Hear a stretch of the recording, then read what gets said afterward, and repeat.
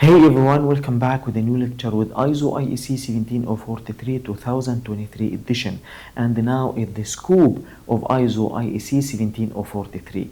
This document contains some requirement from the PT providers to enable them to demonstrate their competency in preparing the PT samples and also providing a valid evaluation of participants' performance. So this document specifies general requirements from PT providers to run the PT program, the whole process from preparation of the samples up to evaluation of participants' performance and reporting the results to them in a competent way. So it gives general rules for how to design a PT scheme, and that also I will explain these definitions, how to prepare and distribute PT samples to the participants and how to evaluate their results, how to report the performance to them, and how to ensure impartiality in the whole process. And that will be applied to any type of PT in any field, such as chemistry or microbiology or environmental or medical field.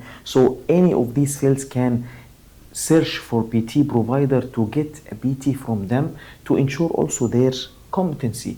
So this is very important, this document, not only for the PT providers but also for the participants, for regulators, stakeholders, and also for accreditation bodies. So this document is very important, and you should know if you are working in a lab or in any organization seeking for accreditation and require any PT. In this case, you should read and you should know about this standard. References used as in the standard ISO IEC 17000, this is the family conformity assessment. As I said before, under this family, all of these standards 17, all daughters. This is the parent conformity assessment system.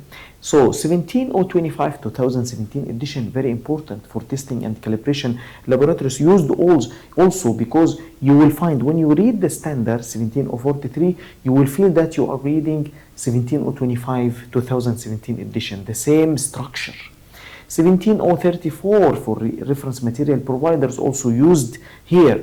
ISO IEC Guide 99, International Vocabulary of Metrology, VIM. So these are the reference mentioned in the 17043 document. And that was the scope of this document. Next lecture, inshallah, I will explain terms and definition.